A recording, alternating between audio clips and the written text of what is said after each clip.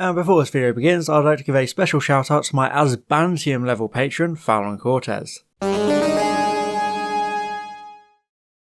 If you've been watching my channel for a while, you might know that my favourite adversary in the Doctor Who universe is the race of cyborgs known simply as the Cybermen. But despite a number of standout classics in the original run of the show, they have yet to really achieve their potential in the modern era. I mean, they literally went from being positioned as big time threats comparable to the Daleks, to having a goofy mecha in a Christmas special, and being an afterthought in a comedic James Corden episode. Yet somehow, by far the most disliked modern Cyberman story is Neil Gaiman's Nightmare in Silver. This story follows directly on from the Crimson Horror, seeing Angie and Artie force their nanny Clara to take them on a trip in the TARDIS, only for the time and space travellers to end up in the middle of a war zone as dormant Cybermen return to the universe. It all sounds great on paper, so why does it find itself so derided? I previously attempted to answer that question and defend the episode a long time ago, but a lot has changed since then, including the entire world ending. So have my opinions also changed with time, and the mental torture of my entire job being constrained to only being able to talk about Doctor Who? Well, as a huge fan of the Cybermen, it's time to find out exactly how I feel about Nightmare in Silver. No need to panic, my young friends. We all know there are no more living Cybermen. Let's start by taking a bit of a look at the background of the story and understanding fan expectations. Nightmare in Silver is written by the absolute juggernaut known as Neil Gaiman, the incredibly accomplished fantasy writer who had made his Doctor Who debut with the instant classic Series 6 story The Doctor's Wife. This is one of the most acclaimed and beloved episodes of the modern era, so it makes a lot of sense that fans would expect yet another certified banger. After all, it seemed like everything Gaiman touched turned to gold. That's why fans are often so harsh on Nightmare in Silver, because they had such incredible work to compare it to.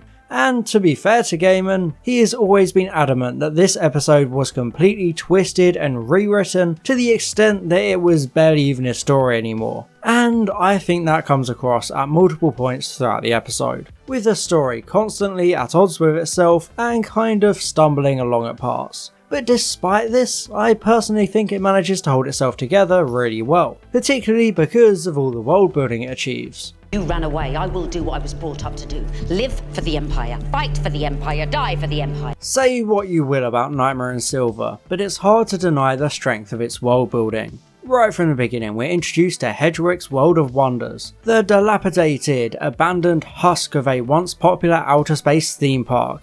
It looks really good with all these shots of old, crumbling roller coasters, properly showcasing the lost history of such an incredible source of family entertainment. Maybe Defunctland should get onto that. Having the theme park all ravaged like this is such a fantastic contrast because of how we expect such locations to be. Instead of being vibrant and loud with crowds of people and energy, it's so quiet and unsettling, so drastically different from how it's meant to be. This is because it was shut down and abandoned after the disappearances of visitors at the hands of the long extinct Cybermen, which probably would have made for a much more interesting episode. The people who vanished from the amusement park, they were spare parts for repairs. This whole cyber war backstory is absolutely fascinating though. We're shown a ravaged planet at just the corner of a widespread and bloody conflict between humans and Cybermen. It feels significant with so many consequences, such as the complete and utter annihilation of an entire galaxy, wiping out 100 million worlds and countless species. Nightmare in Silver doesn't just tell us how brutal the cyber war was, it shows us with this aftermath and the fear of even a single Cyberman. There's a truly rich and expansive world showcased within this episode, which really lends a sense of depth and authenticity to characters like the Punishment Platoon, who have been sent to Hedgewick's World of Wonders as a way of disciplining them and keeping them out of the way because they don't army too good.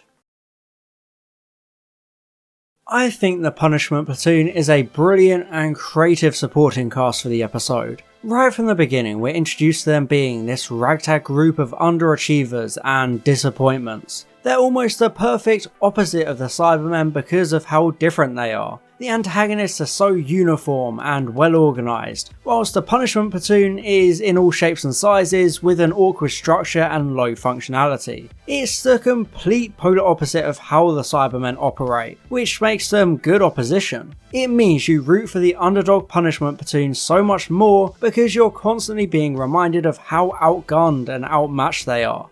Weapons! Show me.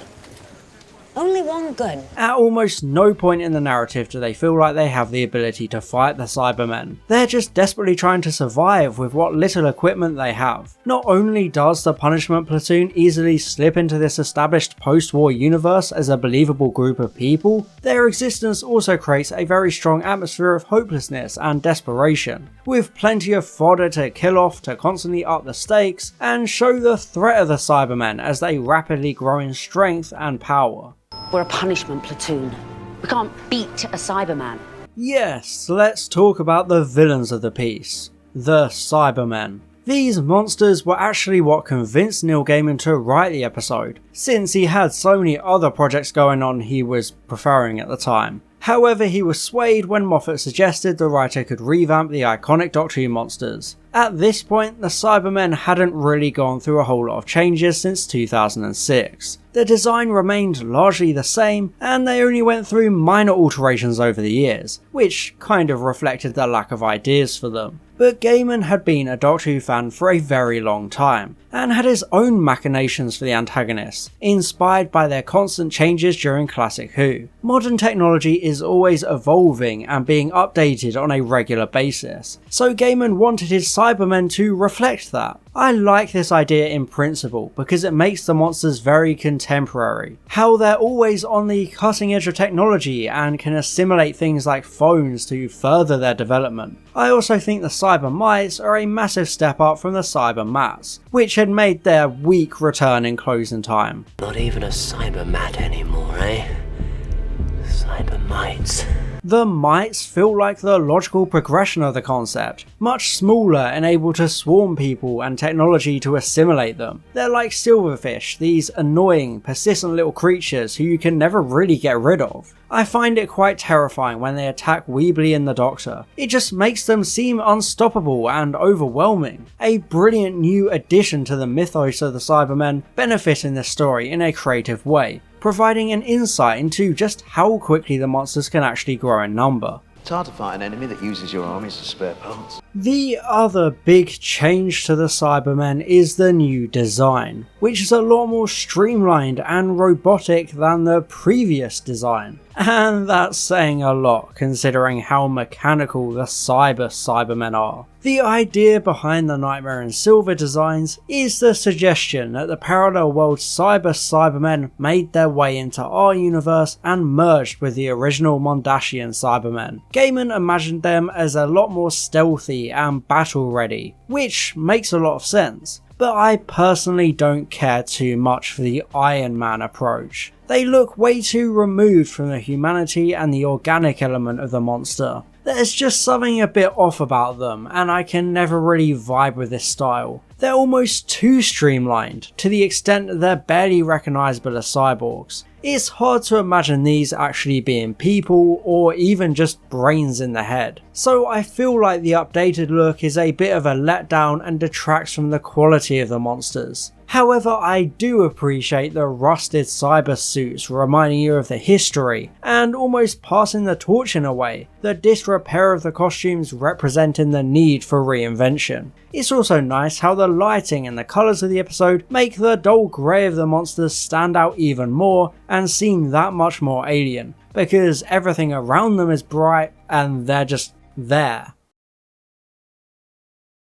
At the start of the narrative, the Cybermen are almost mythical, since the war ended 1,000 years ago and no living Cyberman has been seen since, only relics like these.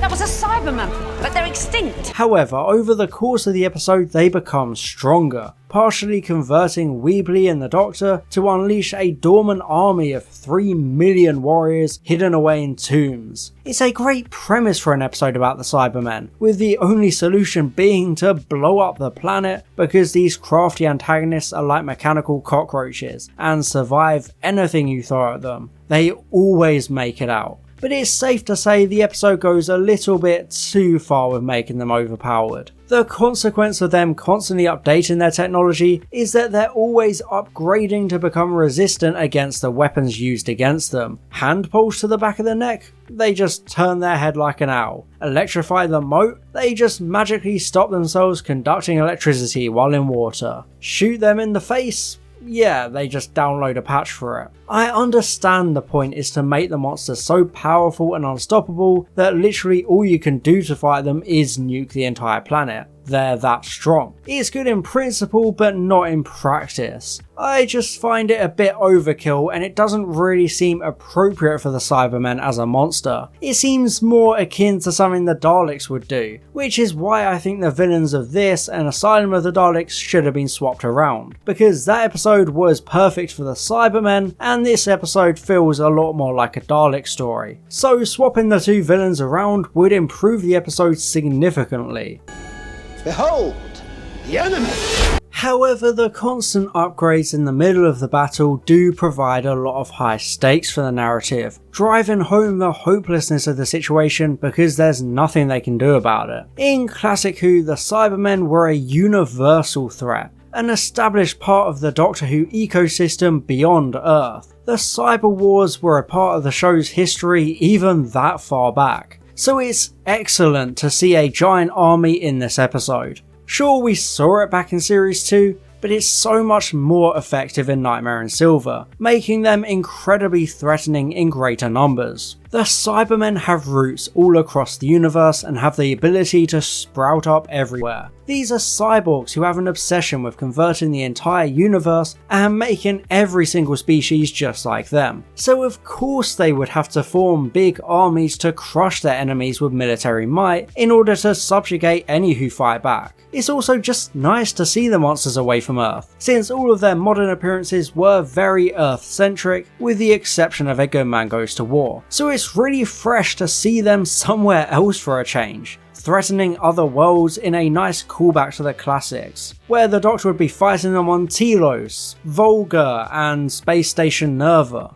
Hail to you, the Doctor, saviour of the Cybermen! One of the most fascinating elements of this episode is the so-called Cyber Planner, the coordinator and controller of the villains. Hello, Flesh Girl. Fantastic. I'm the Cyber Planner. Initially, the Cybermen want to use the Maitland children to rebuild the planner, so they steal them away at night and begin the conversion. But clearly that is way too dark for Doctor Who, because that's more of Torchwood's thing. Instead, they use the Doctor, leading to the interesting duo role performance of Matt Smith also playing Mr. Clever. It's reminiscent of Salamander in Enemy of the World, Megalos in Megalos, and Cassandra in New Earth. The trustworthy and friendly Doctor instead becoming perverted into this evil villain. He has a lot of sinister moments trying to manipulate Clara, so there's a lot of depth to these two different figures. Interestingly, the Doctor and the Cyber Planner are battling over the remnants of the Doctor's brain so they can win the majority and gain complete control. It creates a plethora of great scenes as they fight in the Doctor's mindscape, a fantastic contrast between blue and orange. They have such a slick and cinematic feel to them, excellently directed to create a very surreal feeling to the events the rest of the characters can't even see. We're constantly cutting back and forth, so it's very effective within the narrative and creates great stakes. It's fitting that the battle between the Doctor and Mr. Clever is framed as a chess match. They're both masters of manipulation and control, having to play the long game in order to try and catch each other off guard. They constantly have the perfect counters, like the Doctor using gold to temporarily disable the planner, or Mr. Clever pretending to be the Doctor to lower Clara's guard and destroy the nuclear device. I love how they create moments like these, where you genuinely can't tell who's in control, making you reevaluate how you see the Doctor as a character. Series 7A showed just how dark the 11th Doctor is capable of being, and the loss of Amy and Rory is still very raw for him. So the Cyber Planner can easily tap into the Doctor's darker side to dominate his mind and take control. This darkness is always there, so not being able to tell the difference between the two characters completely changes 11 as a person. It's similar to the Dream Lord in Amy's Choice. This very subtle character examination by giving the Doctor such villainous traits and making you realise how hard it is to tell them apart. It makes him a lot more ambiguous, and Matt Smith truly knocks it out of the park in both personas. It's just a shame that this aspect doesn't take up more time, because I feel like it would have been a lot more suited for Gaiman's style of writing. However, opposite Mr. Clever is Clara Oswald, who really steps up as a companion in this episode. In the previous stories, she was always an established and reliable presence helping to save the day, but it was always alongside the Doctor. In the Rings of Akaton, she beat the evil god, but it was right next to the Doctor. In Cold War, Clara talked Skaldak down, but only after the Doctor initiated the threat of mutually assured destruction. Nightmare and Silver, on the other hand, is instead a lot more like Hyde, where Clara is left alone and has to take matters into her own hands. The Doctor is compromised and flipping between good and evil. He can't be trusted. So Clara has to take charge, as this military commander leading the punishment platoon and trying to organise the fight against the Cybermen. It's a really good way to show her growth as a character and sow the seeds of Clara eventually trying to become like the Doctor, because in this episode that's exactly what she does, stepping into his role and succeeding at it to an extent.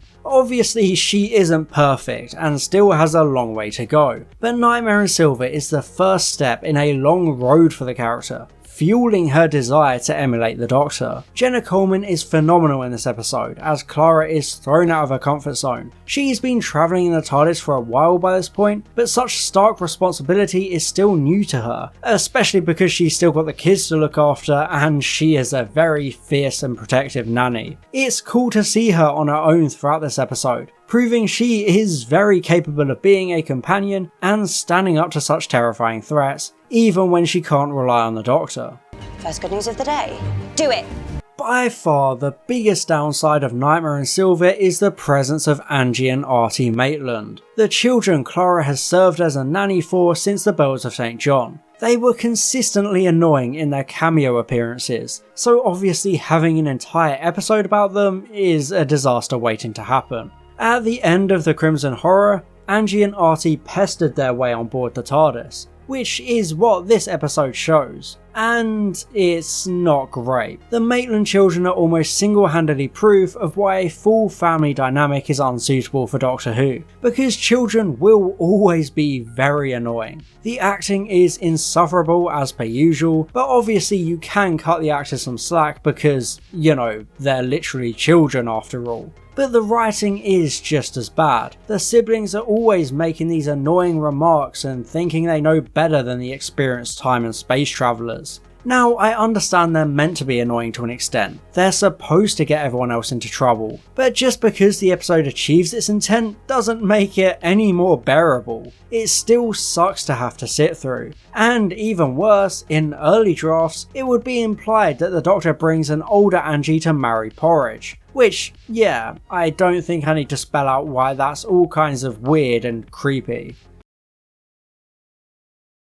Oh yeah, and when I say porridge, I don't actually mean a literal bowl of oats. I'm actually talking about the secret identity assumed by Emperor of Humanity, Ludens Nimrod Kendrick Cord Longstaff 41. Ah, what a beautiful name, it just rolls right off the tongue, you know? We're introduced to Porridge in an interesting way. Gaiman was inspired by the story of The Turk, an elaborate hoax presented as a chess-playing robot, which was actually controlled by a secret operator hidden away inside. And yes, Big Finish also drew from the concept and made it all about the Cybermen. You can hold backspace and erase that clever trivia comment now. In Nightmare in Silver, however, the so-called Turk is operated by Porridge, a mysterious character who spends the whole narrative hiding from the punishment platoon because of his true identity. It's cool to see how he reflects on his deception because he feels the weight of his job crushing him. He has so many responsibilities and this entire empire to maintain, with everyone knowing who he is.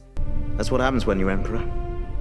Loneliest job in the universe. He just wanted to get away to somewhere he could live a normal life for a bit, to not be instantly recognised and swarmed with attention. Much like I said in my Defending the Despised, there are clear parallels to the Doctor himself, since neither character wanted all the responsibilities they were born into, leading to them running and hiding. But the Doctor can never live a normal life either, it will always elude the Time Lord, so Porridge almost represents the desire the Doctor has to escape from it all and not have to save the universe constantly, just like his retirement after losing the Ponds. The slow burn of Porridge's identity is pretty much the most important part of the plot. Since the detonator of the nuke has been destroyed and Theron was killed, only the Emperor has the power to implode the planet and wipe out every last stinking Cyberman on it. I really like how this was set up earlier, since Porridge was the one to explain the destruction of the Tiberian galaxy and lament the effect it must have had on whoever pushed the button to seal the fates of billions of trillions of living beings.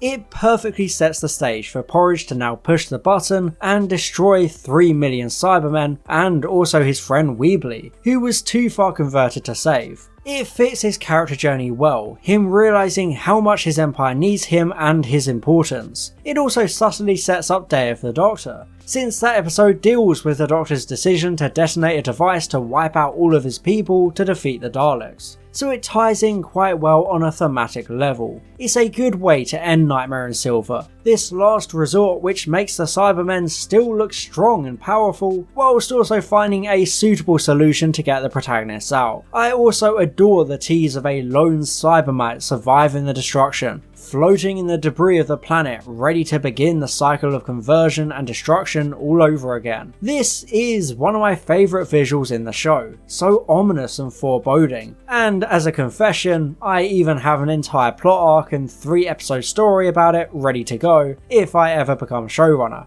Hey, by the way, call me Russell. Nightmare in Silver was actually meant to set up a wider storyline. The original final scene showing different Cybermen from the show's long history to suggest the Cyberiad is planning a wider scheme to overcome the Doctor. I think that would have been a fantastic note to end things on, so much better than the Doctor making very inappropriate comments about his own companion. Mystery wrapped in an enigma squeezed into a skirt that's just a little bit too tight. Nightmare in Silver is undeniably messy, but there's a certain charm to it. It's clearly far from what Neil Gaiman had originally planned, but it's still a fun ride regardless. There's some good character writing for Clara and the Doctor, with the mind battle a fantastic element of the narrative. Porridge is an interesting character with a nice arc, and the abandoned theme park setting is very striking and nice to explore. There's a lot of excellent world building going on throughout the episode, making the universe feel a lot more expansive, lived in, and reminding you of how widespread the Cybermen actually are as a threat. However, the new design for the monsters and their constant upgrading definitely works against them, and the episode as a whole goes too far with making them overpowered, so you never feel like the plucky ragtag protagonists stand any chance at all. The Maitland children also severely affect the quality of the episode, because they're annoying and written as insufferable know-it-alls. Therefore, Nightmare in Silver settles at a C ranking. I know I praised a lot about it, such as the world building and the older characters, but the issues with the villains and the Maitland kids are too prominent to overlook, so the negatives simply outweigh the positives. That's not to say the positives aren't fantastic. They just struggle against the much weaker aspects which weigh everything down. I really want to love Nightmare in Silver. There are so many wonderful things about it that I adore in Doctor Who. It's full of some of my favourite ideas and concepts, but it just falls short in so many ways. You can really tell it isn't Neil Gaiman's episode anymore. It's twisted out of any kind of vision and patched together to ultimately go down as massively wasted potential. But hey, it could be worse. It could be Name of the Doctor. Oh no, that's next. Oh god. And I'd like to give an extra special thank you to my Asbantium level patron, Fallon Cortez, my Platinum level patron, Maximilian Foreman, and all my Gold level patrons, Calvin, Daniel Shillito, Franz Horn aka Line Vortex, Golg Nogler, Herna Versog, and Luke_SY. Thank you so much for your support.